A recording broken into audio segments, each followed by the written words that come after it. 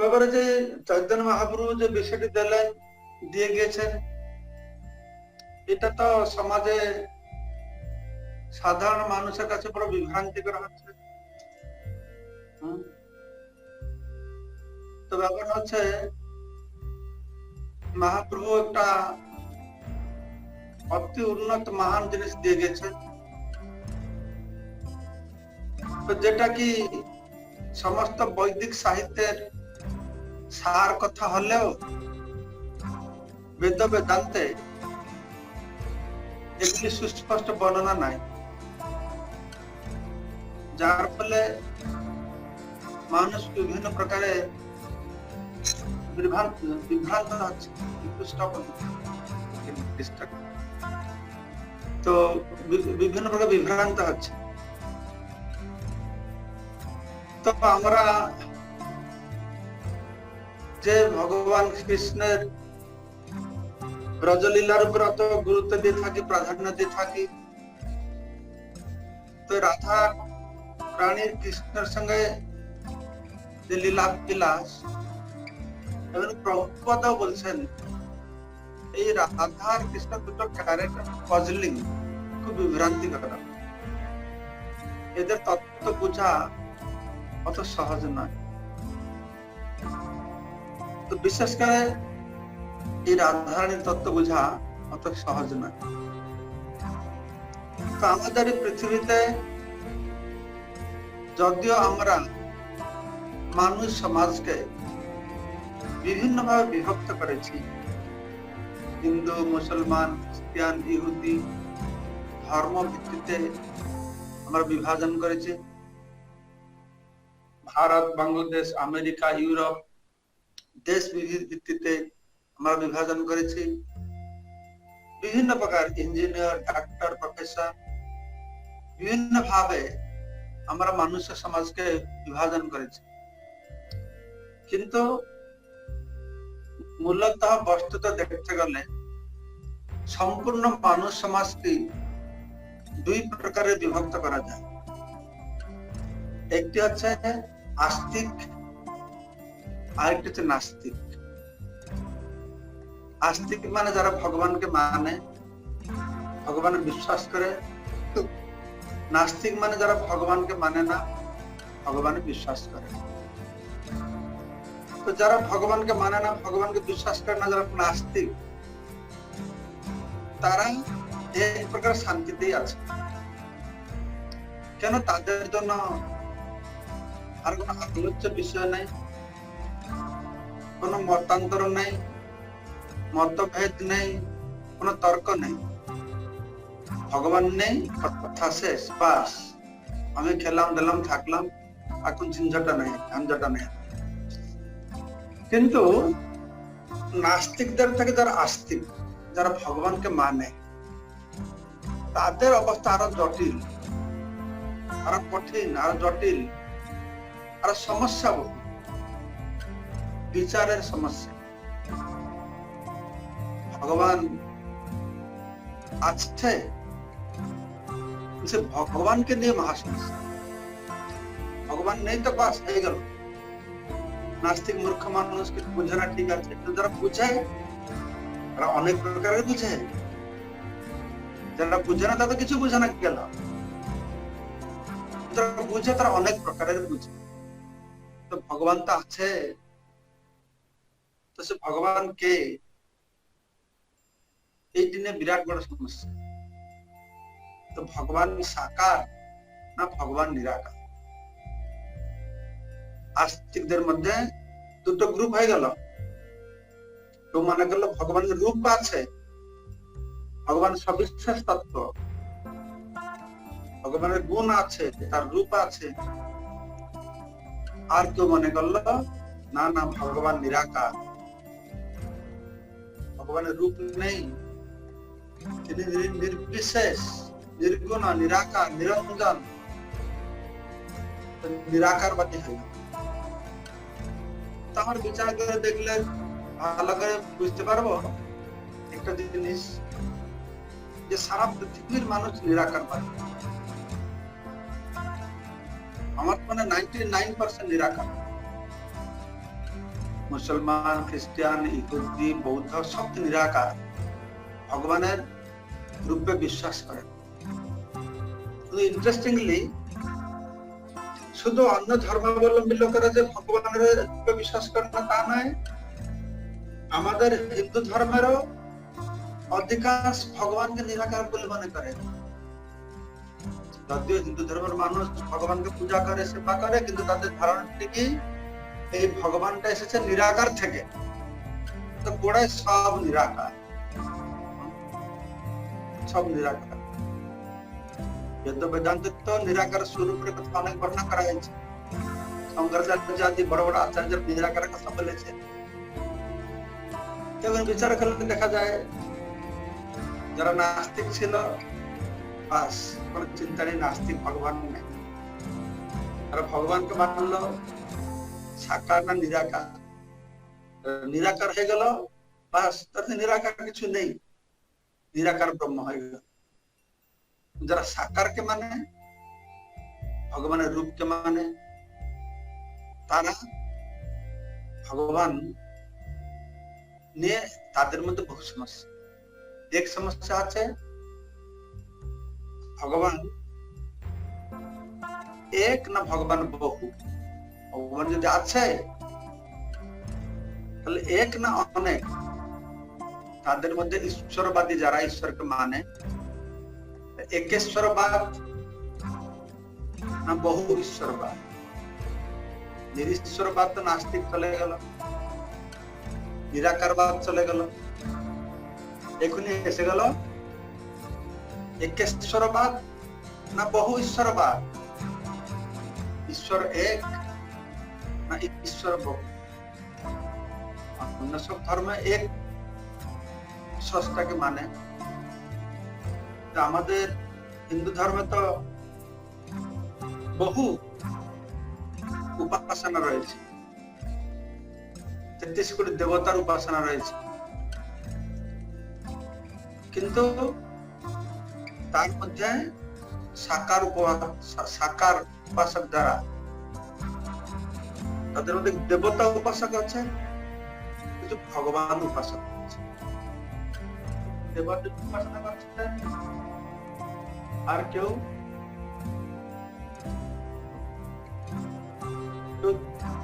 দেবতার উপাসনা করছে আর কেউ ভগবানের উপাসনা করছে। দুই গ্রুপ হয়ে গেল, আবার সাকার গ্রুপ হয়ে গেল। তো ভগবান যারা পূজা করছে, বিষ্ণুর উপাসনা করছে, রাম হোক, বিষ্ণু হোক, নরসিংহ হোক, তারা এগুলো বৈষ্ণব। আমাদের আদি শঙ্করাচার্য পঞ্চ উপাসনার কথা বর্ণনা করেছে। 5 প্রকারের উপাসনা। বিষ্ণুর যারা উপাসনা করে তারা বৈষ্ণব, শক্তির যারা উপাসনা করে তারা শাক্ত, শিবের যারা উপাসনা করে সেব্য, এবং গণপতির উপাসনা করে গাণপত্য, সূর্যদেবের উপাসনা করে তারা সৌর। পঞ্চ উপাসনার কথা। তারা যারা বৈষ্ণব তারা বিষ্ণু ভক্ত, আরো অনেক আছেন দেবতা। তো এখানে একটা সমস্যা আছে। তো অন্য সব সম্প্রদায় বলছে ভগবান আছেন এক,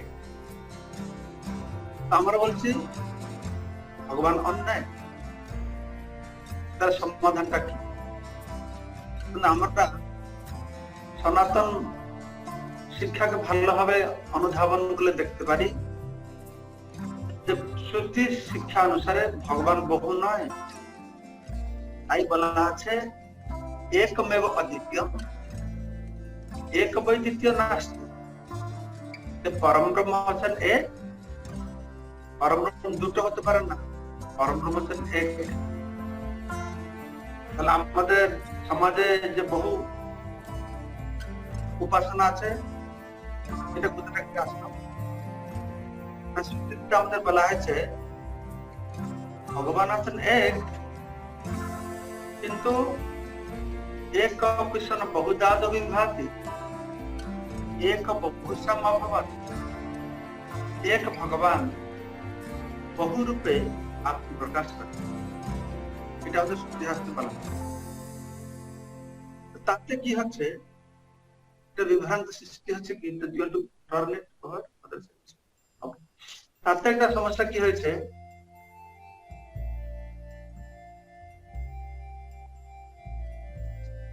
যে ভগবান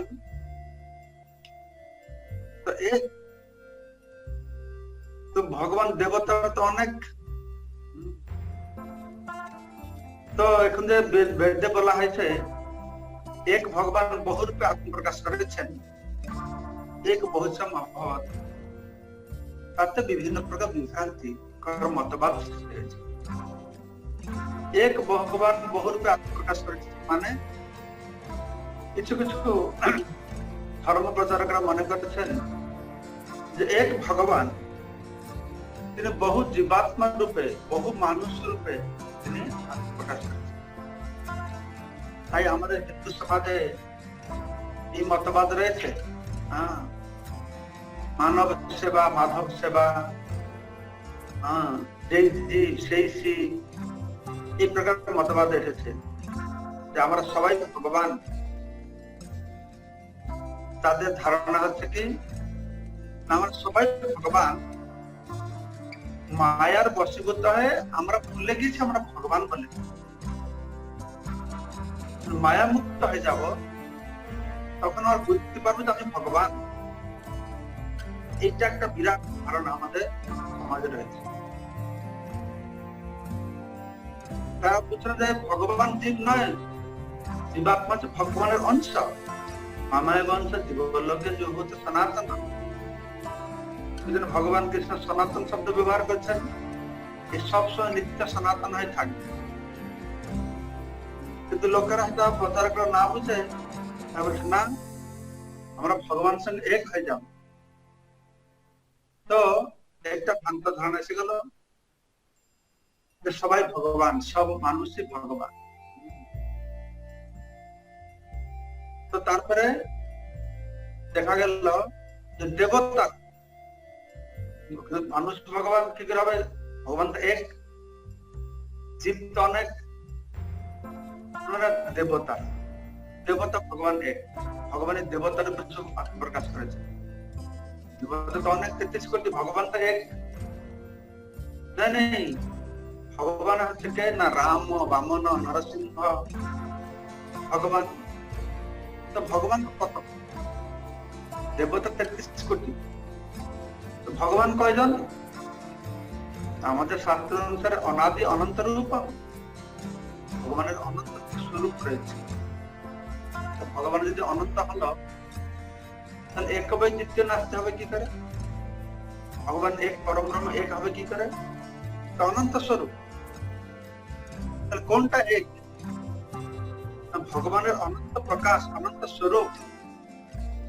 কিন্তু এতে চান্স কলাপুঞ্জ কৃষ্ণস্তু ভগবান স্বয়ং। তো একজন আছে যে দুটো হয় না, সেটা স্বয়ং ভগবান। ভগবান অনেক রয়েছেন, স্বয়ং ভগবান একজন। এতে চান্স কলাপুঞ্জ কৃষ্ণস্তু ভগবান স্বয়ং। একলা ঈশ্বর কৃষ্ণ, আর সব যুক্ত। এই কথার সঙ্গে সামঞ্জস্য থাকছে শ্রুতিতে যে বলা হয়েছে এক বৈদিত্য নাস্তিক, এক ভগবান আছেন কৃষ্ণ। যখন আমরা ভগবানের অনন্ত স্বরূপের কথা আলোচনা করছি, তার মধ্যে দুটো গ্রুপ দেখা যাচ্ছে। বৈষ্ণবদের মধ্যে তারা বৈষ্ণব, তো তারা বিষ্ণুকে মানে, কেউ রাম ভক্ত, কেউ নরসিংহ ভক্ত, কেউ কৃষ্ণ ভক্ত। কিন্তু মুখ্যত তারা দুটো গ্রুপ আছে বৈষ্ণবদের। একটা হচ্ছে বিষ্ণু ভক্ত, আরেক দল হচ্ছে কৃষ্ণ ভক্ত।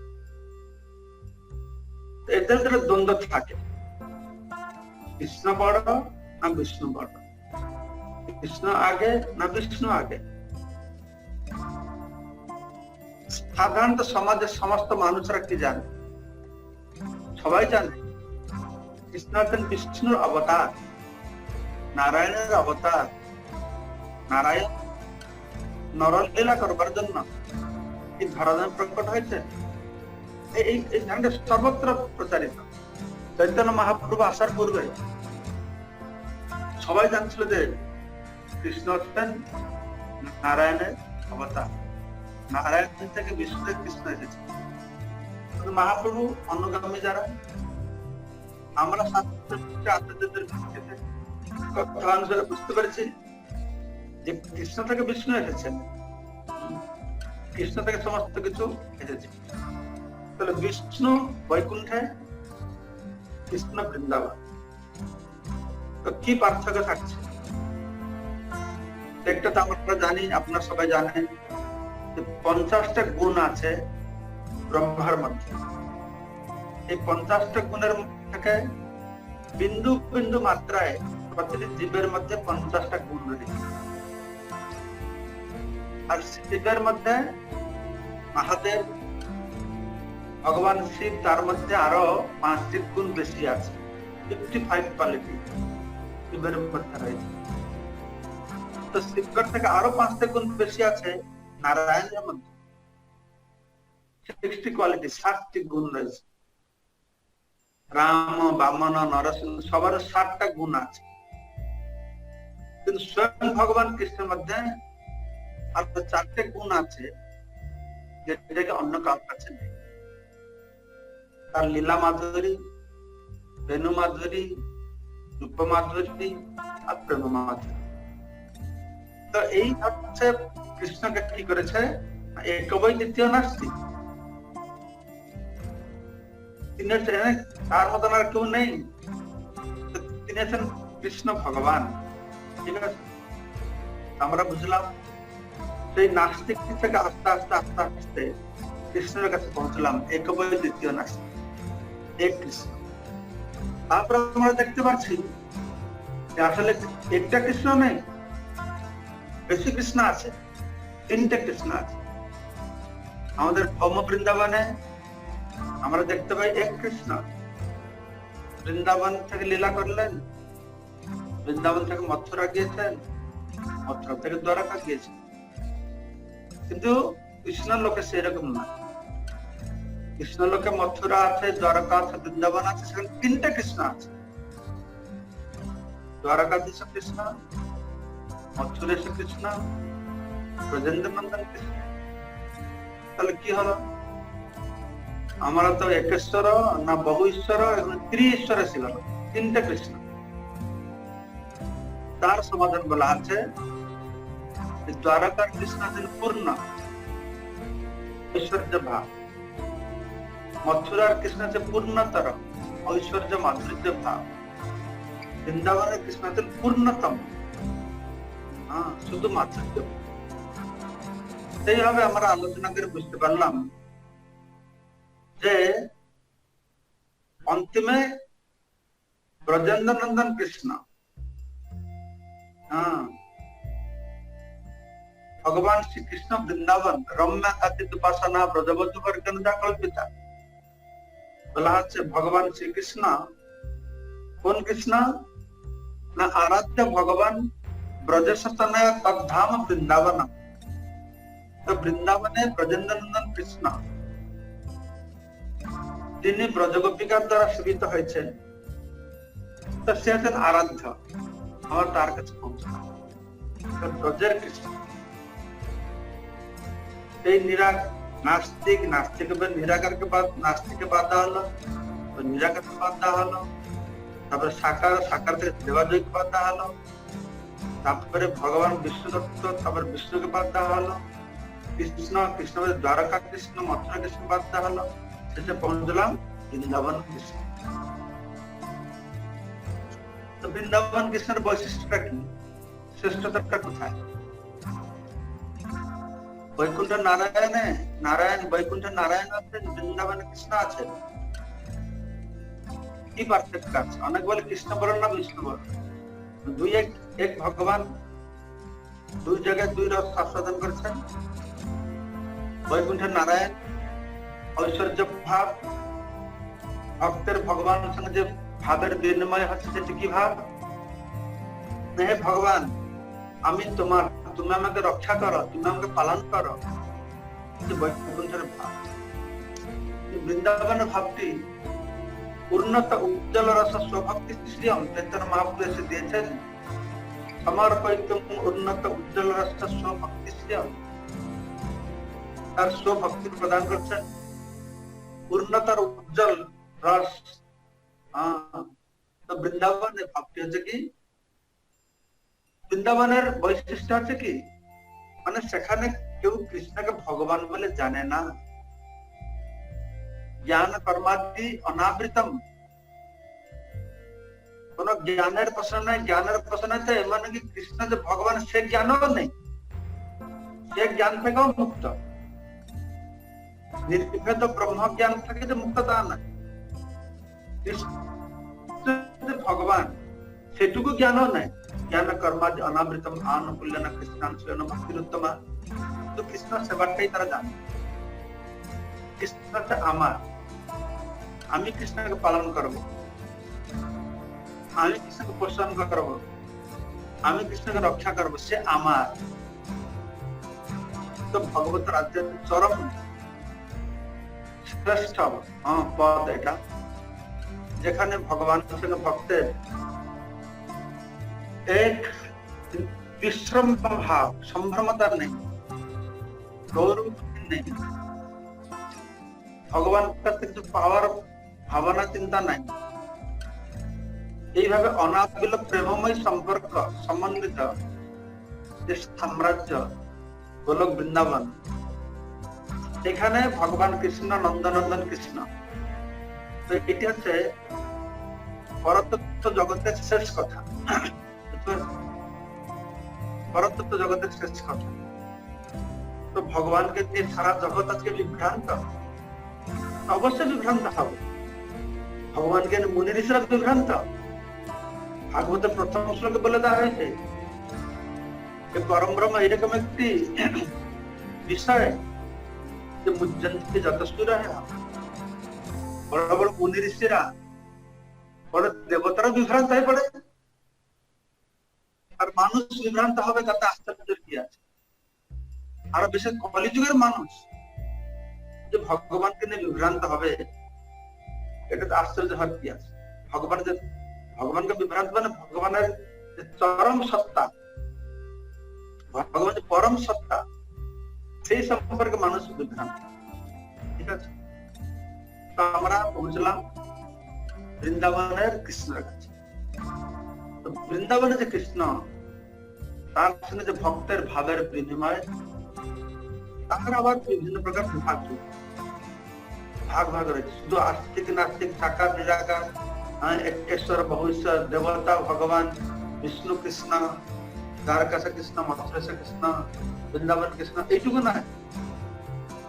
যারা বৃন্দাবনের কৃষ্ণকে পেয়েছে কিরকম রয়েছে না, শান্ত, কাশ্য, সখ্য, বাৎসল্য আর মধুর রস। রসের তারতম্য অনুসারে প্রেমের তারতম্য, দাস্য প্রেম, সখ্য প্রেম, বাৎসল্য প্রেম আর মধুর প্রেম। দাস্য প্রেমে কি না, ভগবানের প্রতি সম্ভ্রমতা রয়েছে, গৌরববোধ রয়েছে, আমি তোমার দাস, আমি তোমার থেকে ছোট, এই বুদ্ধি, ভগবান থেকে আমি ছোট। সখ্য প্রেমটা কি, এটা হচ্ছে বিশ্রম্ভ ভাব।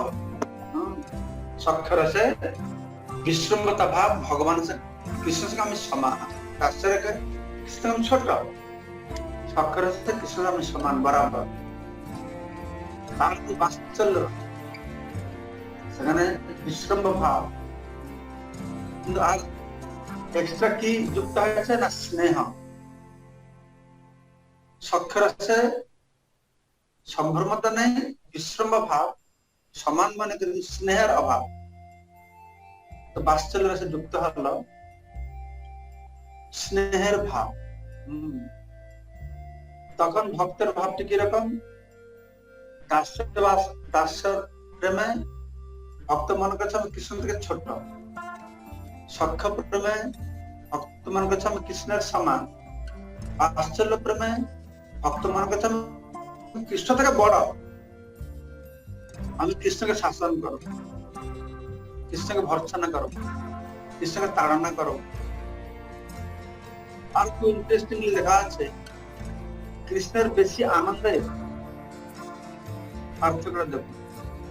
ভৌতিক জগতে আনন্দ কি, সবাই আমার নিচে থাকে, আমি সবার উপরে থাকি, আমার সমানে কি কাউকে আসতেই দেবো না, এই ভৌতিক জগৎ, তাতে আমাদের আনন্দ। ভগবানের সাথে আনন্দ না। ভগবানের আনন্দ কিসে দেয় না, আমার ভক্ত যখন আমার উপরে থাকে। তো ভগবান বলছেন যখন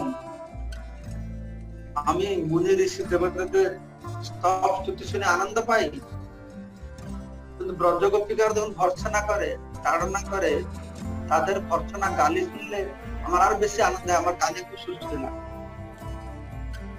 ভগবান ভক্তের অধীন হতে আর বেশি আনন্দ।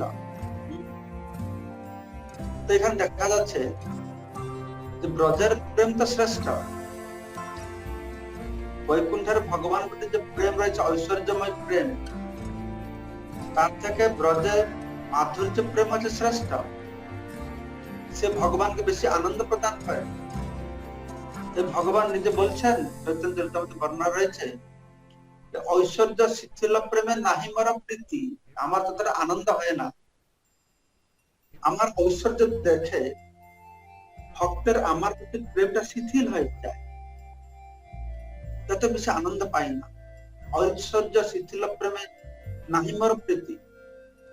কিন্তু ব্রজবাসীদের প্রেম অতটা উৎকৃষ্ট, অতটা তীব্র, অতটা মহান, সেখানে অনন্ত ঐশ্বর্য থাকলেও বৈকুণ্ঠ থেকে বেশি ঐশ্বর্য হলো বৃন্দাবনে আছে, কিন্তু প্রেমের গুরুত্ব প্রাধান্য অত বেশি। ঐশ্বর্য তাদের ভাবনার, তাদের চিন্তার ধারে পাশে আসতে পারে, সে বিরাট প্রতিবন্ধক হয়ে তার কোনো প্রাধান্য নেই সেখানে গোলক বৃন্দাবন। তো এখানে বাৎসল্য রসে, বাৎসল্য ভক্তরা কৃষ্ণের ছোট বলে মনে করে, স্নেহ আছে। বাৎসল্য রস থেকে শ্রেষ্ঠ হচ্ছে মধুর রস। ব্রজগোপিকাদের সঙ্গে ভগবান কৃষ্ণের যে সম্পর্ক, মধুর রস, আসলে এটা হচ্ছে আদি রস।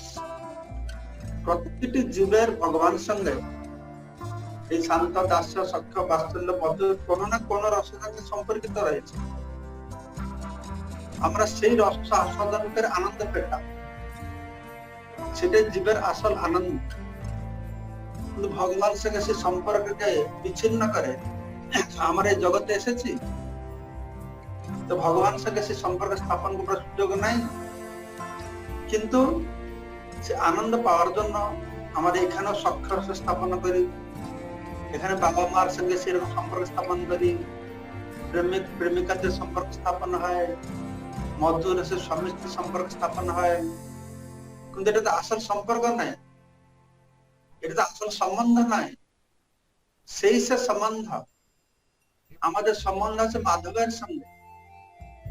প্রতিটি জীব সে যথার্থ আনন্দ পাবে যখন তার সেই হারানো, পূর্বের হারানো প্রেমময় সম্পর্ক, সে শান্ত, দাস্য, সখ্য, বাৎসল্য কোন প্রকারের সম্পর্কে যুক্ত হতে পারে, তখন সে দিব্য পরমানন্দ লাভ করে, লাভ করতে পারবে। তো এটা যে জীবের স্বরূপ,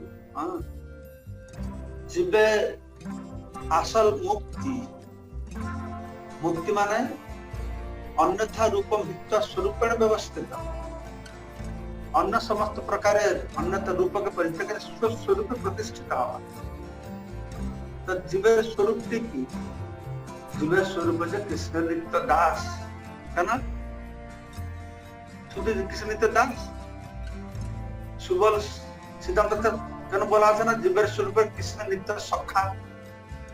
সক্ষরস্থ ভক্ত রয়েছে, জীবের স্বরূপে কৃষ্ণের নিত্য পিতা, বাৎসল্য, বাৎসল্যের ভক্ত রয়েছে, মধুরের ভক্ত রয়েছে। আমরা সমস্যা শুনছি কি জীবের স্বরূপে কৃষ্ণের নিত্য দাস। আরে যারা দাস্যরসের ভক্ত দাস, শান্ত রসের ভক্ত তারা শান্ত, দাস্যরসের ভক্ত দাস, সক্ষরসের ভক্ত সখা, বাৎসল্য রসের ভক্ত পিতামাতা, মধুর রসের ভক্ত প্রেমিকা বা পত্নী। কিন্তু আমরা সবসময় কেন বলছি জীবের স্বরূপে কৃষ্ণের নিত্য দাস কেন? তার কারণ হচ্ছে দেশে সখ্য রসের হোক, বাৎসল্য রসের হোক, মধুর রসের হোক, সব রসের মধ্যে এই দাস্য ভাবটি রয়েছে। সে সখা, কিন্তু কৃষ্ণের সঙ্গে তার সম্পর্ক আছে যে কৃষ্ণকে আনন্দ দেওয়া, তার সেবা করে।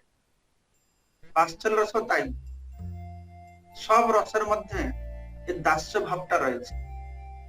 ঠিক যেরকম চৈতন্য চরিতামৃতের দৃষ্টান্ত দেওয়া হচ্ছে, ক্ষিতি অপ্তেজ মরুদ্যম, সবাই জানেন আপনারা, মাটি, জল, আগুন, বায়ু আর আকাশ আছে না? আকাশের গুণটা হচ্ছে কি? শব্দ। আকাশের শুধু একটাই গুণ আছে, শব্দ আছে। আর বায়ুর গুণ হচ্ছে দুটো, শব্দ আর স্পর্শ। শব্দ থাকবে, স্পর্শ থাকবে। আগুনের গুণ হচ্ছে শব্দ, স্পর্শ, রূপ। জলের গুণ হচ্ছে রস, শব্দ, স্পর্শ, রূপ। মাটির গুণ হচ্ছে গন্ধ, শব্দ, স্পর্শ, রূপ। তার মানে কি দেখলেন? আকাশের মধ্যে যে গুণটা আছে, শব্দ সবার মধ্যে রয়েছে, মাটির মধ্যে রয়েছে, জলের মধ্যে রয়েছে, আগুনের মধ্যে রয়েছে, বায়ুর মধ্যে রয়েছে। ঠিক তদ্রূপ সে সখ্য হোক, বাৎসল্য হোক, মধুর হোক, সবার মধ্যে একটাই ভাব রয়েছে যে ভগবানের দাস। সে প্রেমিকা রূপে ভগবানের সেবা করে, পিতা মাতা রূপে ভগবানেরই সেবা করে, সখা রূপে ভগবানের বিধিবিধানের সেবা করবে। সেজন্য বলা জীবের স্বরূপ হয় কৃষ্ণের নিত্য দাস। এইভাবে বুঝতে হবে। তো জীবের স্বরূপ কৃষ্ণের নিত্য দাস হলেও প্রতিটি জীব ভগবানের সঙ্গে তার বিশেষ সম্পর্ক রয়েছে, বিশেষ রসে সে সম্পর্কিত রয়েছে। সেজন্য ভগবান সঙ্গে ব্রজগোপিকাদের, যারা ভগবানের নিত্য সহচরী, তার স্বরূপ শক্তির প্রকাশ, তাদের সঙ্গে যে লীলাবিলাস হচ্ছে, সেই লীলাবিলাসটি সাধারণ মানুষের বোধগম্য হবে না, এটা কোনো আশ্চর্যের ব্যাপার নয়, অবশ্যই বোধগম্য হবে না। তাই প্রভুপাদ বলছেন এই রাধা কৃষ্ণ দুটো চরিত্র যে সবাইকে বিভ্রান্তি করে, বিভ্রান্তিকর চরিত্র। ক্যারেক্টার অফ রাধা কৃষ্ণ যে পজলিং মানে খুব বিভ্রান্তিকর। তো এই অবস্থায় সেজন্য আমরা দেখতে পাচ্ছি যে বর্তমান সমাজে কিভাবে সনাতন ধর্ম নিয়ে বিভিন্ন প্রকার কটূক্তি করে, বৈষ্ণব ধর্ম নিয়ে কটূক্তি করে, বেশি গোপীদের সঙ্গে কৃষ্ণলীলা কটূক্তি করে। এই সমস্ত কটূক্তি করার যথেষ্ট অবকাশ রয়েছে, যথেষ্ট সুযোগ রয়েছে। আর সেই সুযোগটি কি? যথার্থ জ্ঞানের অভাব।